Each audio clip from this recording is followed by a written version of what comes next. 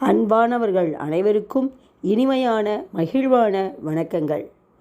விநாயகனே வினை தீர்ப்பவனே, வேட முகத்தோனே, ஞான முதல்வனே, விநாயகனே வினை தீர்ப்பவனே என எம்பெருமான் விநாயகப் பெருமானை பணிவுடன் வணங்கி தினமும் ஒரு அந்தாதி என்ற வகையில் அபிராமி பட்டர் அருளிய 18வது அந்தாதியை நாம் இன்று அபிராமியின் அருளை பரிபூர்ணமாக பெறுவதற்கு கேட்போம், பாடுவோம். யமனை வெல்லும் வழி என்ன? யமனை வெல்லும் வழி, அதாவது இந்த உடம்பு சாகலாம், ஆனால் ஆன்மா சாகுமா? சாகாது. சாகா வரம் பெற வேண்டும். அதற்கு என்ன வழி? ஒரே வழி, வவ்விய பாகத்து இறைவரும் நீயும் மகிழ்ந்திருக்கும் செவ்வியும் உங்கள் திருமணக் கோலமும் சிந்தையுள்ளே அவ்வியம் தீர்த்து என்னை ஆண்ட பொற்பாதமும் ஆகி வந்து வெவ்விய காலன் என்மேல் வரும்போது வெளிநிற்கவே. அதாவதுங்க, அம்மையும் அப்பனும் வேறு வேறாக தனித்தனியாக இருந்தவர்கள்தான். பிறகு ஏதோ ஒரு காரணத்தினால் ஒரே திருமேனியில் இருவரும் ஒரு வடிவாக அம்மையப்பனாக பாகம் பாதியாக ஆனார்கள். அதாவது இருவரும் ஒருவருள் இருவராக ஒரே உடம்பில் இரு வடிவங்களாக அர்த்தநாரீஸ்வரராக விளங்கினார்கள்.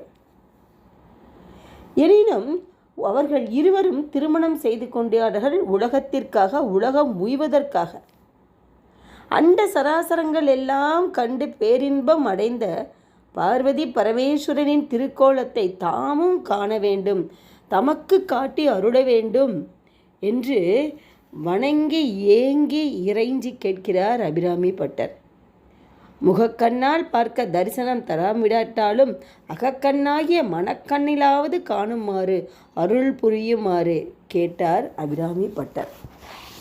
அவர் பாடிய பாடல் தானங்க. அவர் எப்படி அபிராமி அன்னையையும் அம்மையப்பனையும் காண வேண்டும் என்று அவர் சொல்லிக் கொடுக்கிறார் நமக்கு. அதாவது நாம் மனக்கண்ணால் அந்த திவ்ய திருமணக் கோலத்தை காண வேண்டும் என்றால் என்ன செய்ய வேண்டும்? நம் மனத்துக்குள் பொறாமை சில சமயங்களில் புகுந்து விடுகிறது. அதனால் முதலில் என் நெஞ்சத்துள் இருக்கும் பொறாமை புகாதபடி தடுத்துவிட வேண்டும். அடைத்த கதவு திறந்துவிட்டால் உள்ளே எளிதாக வர முடியும். அதுபோல மனக்கதவை மூடிய பொறாமை, காமம், கோபம் இதை பூரா நீங்கள் அகற்றிடுங்க அம்மா. அப்பொழுதுதாம்மா என் வீட்டுக்கு மணமக்களாகிய என் அம்மையப்பன் வர முடியும், வர வழி கிடைக்கும் என்று அவள்கிட்டையே கேட்குறாங்க. அவ்வாறு தாங்கள் இருவரும் வந்து தங்கள் இருவரின் திருவடியை பேரும் ஒரு சேர தந்தருள வேண்டும் அம்மா, வாருங்கள். அத்தோடு மிக முக்கியமான ஒரு வரத்தை இல்லை எனாமல் தந்தருள வேண்டும். அது தங்கள் பெருமைக்கு பொருந்தாததாக கூட இருக்கலாம். என்றாலும் அவ்வரத்தை தரக்கூடியவர் தங்களை தவிர வேற யாரும் இல்லை. அந்த வரத்தை தரக்கூடிய சக்தியும் தகுதியும் தங்களிடம் மட்டுமே உள்ளது என்றார். அப்படி என்னதான் கேட்டார் அபிராமி பட்டர்? தாயே அபிராமி, எல்லாருடைய உயிரையும் எடுத்து சொல்லும் அதிகாரம் உடையவன் யமன். என் உயிரையும் பற்றி செல்ல வரும்பொழுது அவன் எப்போது வருவான் என்று எனக்கு எப்படி தெரியும்? தெரியாதல்லவா?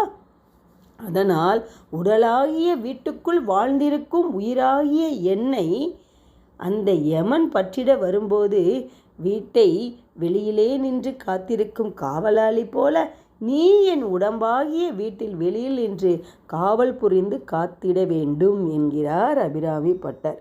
எப்படி பாருங்க, அம்மா காவலாளி ஆக்கிட்டாங்க. உண்மைதாங்க. நம்ம அம்மா பாருங்களேன், நமக்கு காவலாளியாக தாங்க இருக்காங்க. நம்ம எந்த தவறும் புரிந்து விடாமல் நம்மளை பாதுகாக்கிறது யாரு? நம்ம அன்னை. ஏனெனில் என் மன வீட்டுக்குள் அபிராமியாகிய உன் பேரொருள் எல்லாம் ஒருங்கே சேர்த்து வைத்துள்ளேன். அத்தகைய நின் திருவருளாகிய பேரொருள் செல்வத்தை காக்கும் காவலாளியாக என் உயிரை நியமித்துள்ளேன். எப்படி பாருங்களேன், அம்மாவை என் நெஞ்சில் வச்சுருக்கேன், அம்மையப்படா, சரிங்களா? அப்போது காலன் பிடிச்சிட்டு போயிட்டானா என்ன பண்ண முடியும்? அதனால் என் உயிருக்கு காவல் நீந்தாமான்றாங்க. அப்போ அவங்க கேட்குறது என்னன்னு தெரியுமா? இரவா பிரம்பரம் தான் அவங்க கேட்குறாங்க. அந்த வரத்தை தான் கேட்குறாங்க. உடம்பை பற்றி கவலைப்படலை. உடம்பு சரீரம் அழியிறது தான். ஆனால் என்றென்றும் உன்னை நினைத்து கொண்டிருக்கும் பேரருள் வேண்டும்ன்ற கேட்குறாங்க. இப்போ நம்ம அந்த அபிராமி அந்த அதை கேட்டுட்ருக்கோம் பார்த்தீங்களா?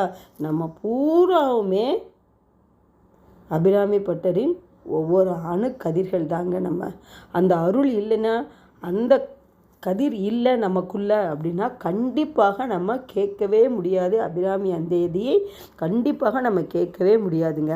அதனால்தான் உன் பேரருள் சொத்தாகிய என்னை அந்த காலனிடமிருந்து காக்க வேண்டியது உன் கடமை, உன் பெரும் கருணை. ஏன் தெரியுமா அப்படின்னு சொல்லி அதுக்கு என்ன சொல்கிறாரு பாருங்க. ஏற்கனவே மார்க்கண்டேயனின் உயிரை பற்ற வந்தபோது உன் திருவடியால் உதை பெற்று தண்டனைக்கு ஆளானவன் யாரு? காலன். அதனால் நீ இருக்கும் இடத்தை பார்த்தாலே யமன் அந்த பக்கம் பார்க்காமல் அஞ்சி ஓடிடுவான் என்று அபிராமி அன்னையை குழந்தையை போல குழைந்து வேண்டுகிறார் அபிராமி பட்டர். ஆமாங்க, நமக்கு அம்மா தாங்க எல்லாமே. அதை கேட்டு அருள் செய்ய வருவாமல் இருப்பாளா கருணையே வடிவான அபிராமி? வவ்விய பாகத்து இறைவரும் நீயும் மகிழ்ந்திருக்கும் செவ்வியும் உங்கள் திருமண கோலமும் சிந்தையுள்ளே அவ்வியம் தீர்த்து என்னை ஆண்ட பொற்பாதமும் ஆகி வந்து வெவ்விய காலன் என்மேல் வரும்போது வெளி நிற்கவே. இந்த அற்புத திருவருள் காட்சியின் மாட்சியை அபிராமி பட்டர் தமக்காக மட்டும் கேட்கலங்க. நம்மை போன்றவர்கள் அக்காட்சியை கண்டு ஆராதிக்க வேண்டும். யமபயத்திலிருந்து விடுபட்டு அன்னையின் திருவருள் இன்பத்தை போற்றி பெற வேண்டும் என்பதற்காக தாங்க இந்த பாடலை பாடியிருக்காங்க. இந்த பாடலை ஓதி வழிபடுபவர்களுக்கு இந்த பார்வதி பரமேஸ்வரின் திருமண கோல பேரின்பமும் யமபயமும் மற்றும் திருவருள் மயமாகவே திகழ்வார்கள். இனிய வாழ்வும் பேரின்பமும் பெற்று திளைப்பர் என்பது திண்ணம் திண்ணம் திண்ணம் திண்ணம் என்று கூறி அடுத்த அபிராமி அந்தாதியில் அந்த அம்பாளின் அருளோடு உங்களை சந்திக்க வருகிறேன். நன்றி, வணக்கம். வாழ்க வளமுடன், வாழ்க வையகம். இந்த வீடியோ உங்களுக்கு பிடிக்கும்னு நினைக்கிறேன். லைக் பண்ணுங்கள், ஷேர் பண்ணுங்கள் அண்ட் சப்ஸ்கிரைப் பண்ணுங்கள். தேங்க்யூ.